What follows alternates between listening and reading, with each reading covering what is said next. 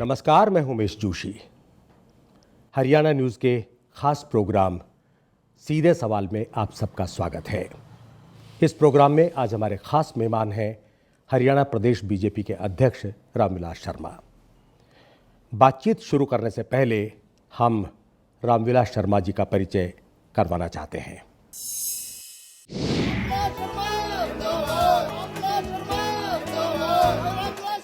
आज सीधे सवालों का सामना करेंगे बीजेपी प्रदेश अध्यक्ष रामविलास शर्मा। रामविलास शर्मा का जन्म 25 जुलाई 1951 में महेंद्रगढ़ जिले में राठीवास गांव के ब्राह्मण परिवार में हुआ।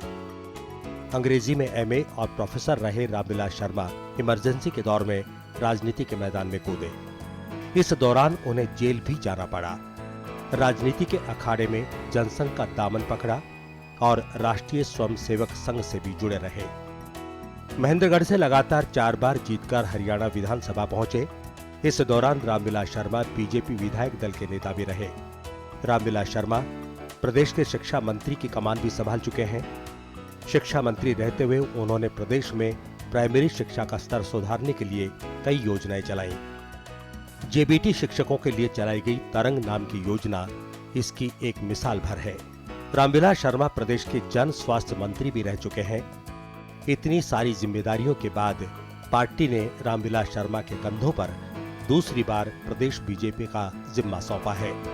प्रदेश में बीजेपी हजका के गठबंधन को नई और बेहतर राह पर ले जाने के साथ साथ आगामी विधानसभा चुनावों में पार्टी की स्थिति को बेहतर करने का दारोमदार रामविलास शर्मा पर ही होगा।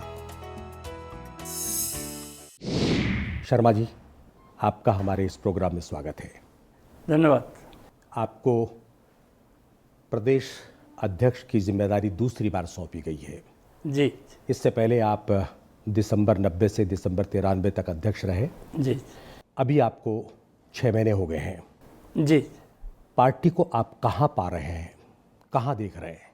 देखिए जोशी जी, मैं भारतीय जनता पार्टी का हरियाणा में स्वर्गीय डॉक्टर मंगल सेन जो मेरे नेता थे, उनका हरियाणा बीजेपी का मैं उत्तराधिकारी माना जाता हूँ।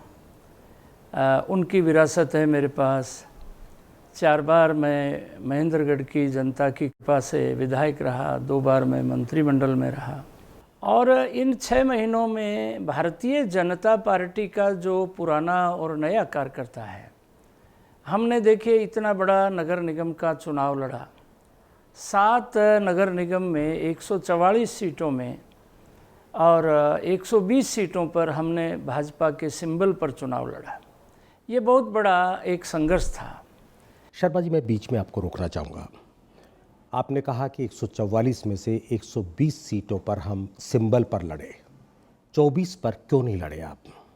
24 पर हम इसलिए नहीं लड़े कि कुछ स्थानों पर हरियाणा जनहित कांग्रेस के लोग, जैसे हिसार है, हिसार कुलदीप जी बिश्नोई वहाँ से मेंबर पार्लियामेंट हैं। कुछ जगह यमुनानगर में, पानीपत में, सब जगह हमने एक प्रयत्न किया था कि हजका भाजपा का जो गठबंधन का वोट बैंक है उसमें डिवीज़न ना होने पाए, इसलिए हमने उनके लिए छोड़ी थी। एक कहावत है, गुड़ खाए गुलगुलों से परहेज, यानी हरियाणा जनहित कांग्रेस के पदाधिकारी कार्यकर्ता चुनाव तो लड़ेंगे लेकिन सिंबल पर नहीं लड़ेंगे। क्यों? नहीं, ये कुलदीप जी बिश्नोई और मैं 3 मई को हम चंडीगढ़ प्रेस क्लब में थे, तो उन्होंने एक इसका बड़ा वाजिब सा कारण कि मेरे पिताजी ने कभी नगर निगम के चुनाव में सिंबल नहीं दिया और हम सिंबल पर नहीं लड़ेंगे क्योंकि हमारी मुसीबत ये है कि एक वार्ड में, और भारतीय जनता पार्टी तो जनसंघ के समय से हम अपने सिंबल पर चुनाव लड़ते आए हैं। और रोहतक में हमारा चेयरमैन रहा, 3 बार रहा, सुंदरलाल जी सेठी रहे, रमेश सहगल रहे, अरोड़ा मैडम रही, पानीपत में हमारा चेयरमैन, करनाल में हमारा चेयरमैन, यमुनानगर में, जगाधरी में, अम्बाला शहर में, अम्बाला छावनी में। तो पार्टी के कार्यकर्ताओं की इच्छा थी कि अपने को सिंबल पर लड़ना चाहिए, इसलिए हम। हिसार आपके पार्टनर कुलदीप बिश्नोई का गढ़ माना जाता है। लोकसभा चुनाव में आप लोगों ने ये दिखाया भी कि आप लोगों का, दोनों का वहाँ अच्छा खासा होल्ड है। हिसार में आप एक भी सीट नहीं जीत पाए, क्या ये आप लोगों के लिए शर्मनाक हार नहीं है? ये जोशी जी देखो, इसमें शुरू में हमने कहा था कि ये नगर निगम का चुनाव जो है ये स्थानीय मुद्दों पर लड़ा जाएगा, और पत्रकार मित्रों ने भी पूछा था कि क्या ये मिनी असेंबली इलेक्शंस में बदलेगा। मैंने कहा नहीं, ये एक संकेत जरूर करेगा।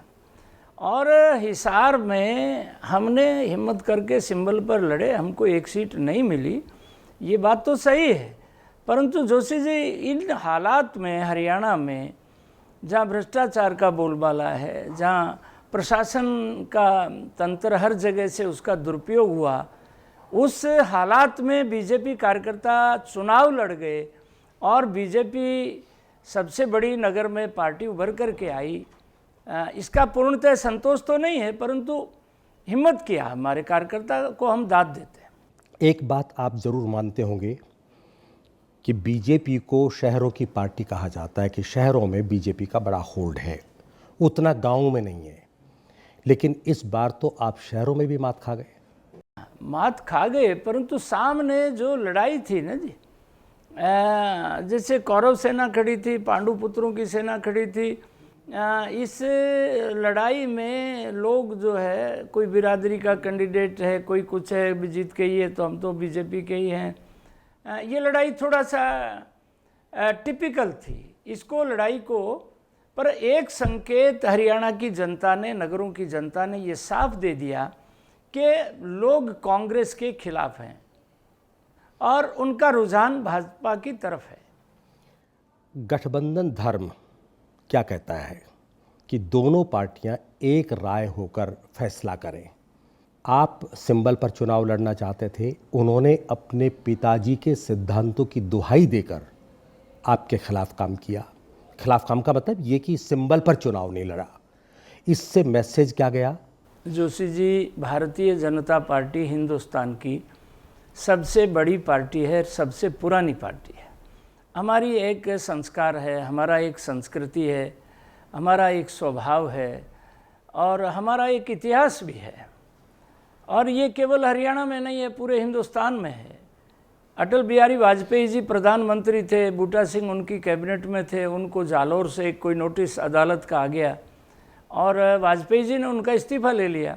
प्रमोद महाजन ने कहा कि अपना तो सरकार में बहुमत एक वोट से है, तो उन्होंने कहा कि एक वोट से गिरे सरकार, परंतु हम भ्रष्टाचार से समझौता नहीं करेंगे। और आपने देखा कि अटल जी वो एक वोट से ही हारे, पर उसके बाद उन्होंने कहा था मैं जनता की बड़ी अदालत में जाऊंगा। राजनीति में भारतीय जनता पार्टी कुछ सिद्धांतों के लिए जानी जाती है। हरियाणा में बीजेपी कभी मजबूत नहीं रही, उसकी क्या वजह मानते हैं आप? हरियाणा में बीजेपी, आप समझते हैं कि भाई अकेली भाजपा की सरकार हरियाणा में नहीं बनी, ये बात सही है, पर जोशी जी, हरियाणा में बीजेपी के बिना कांग्रेस का कभी कोई विकल्प नहीं बना। हमेशा विकल्प जो है वो भाजपा के आसपास रहा है, चाहे वो 77 की बात हो, चाहे वो 87 की बात हो, चाहे वो 96 की बात हो। चौधरी बंसीलाल जी को कांग्रेस से निकाल दिया और 91 में हम सब लोग लड़े, बंसीलाल जी के पास 8 MLA आए और 96 में हमारे साथ समझौता हुआ, हमने चौधरी बंसीलाल को मुख्यमंत्री बना दिया। 91 में आपके पास कितने थे? 91 में हम 2 लोग जीते थे। 2 लोग जीते थे। हाँ, एक मैं जीता था, एक खरेती लाल शर्मा। वो चुनाव भी आपके नेतृत्व में लड़ा गया था। वो चुनाव हमने जिद करके, और स्वर्गीय डॉक्टर मंगल सेन का, मैंने जैसे कहा कि मेरे पुरोधा थे और उनका निधन हुआ 2 दिसंबर 1990 को, और 1 दिसंबर को मैं उनके साथ था। उन्होंने कहा कि संपूर्ण राजनीति करनी है, और पार्टी का ऊपर से बहुत दबाव था कि आप समझौता कर लें। मैंने कहा देखो, मेरे सामने मेरा मरहूम नेता का दृश्य है और उनको मैंने अंतिम समय में विदाई से पहले वचन दिया था, एक बार सब लोग तेरे पीछे पड़ जाएंगे, और वो हुआ भी। उस समय 11% वोट हमको मिला, चौधरी बंसीलाल जी को 12% वोट मिला, चौटाला साहब की वहाँ 16 विधायक आए और ये बात सही है, परंतु बीजेपी को विधिवत शुरुआत करने के लिए जहर पीने वाला भी नेता होना चाहिए। सिद्धांतों के लिए जोशी जी कुर्बानियों का इतिहास भी उतना ही लंबा है। वक्त एक छोटे से ब्रेक का। ब्रेक के बाद भी हरियाणा प्रदेश बीजेपी अध्यक्ष रामविलास शर्मा से बातचीत का सिलसिला जारी रहेगा।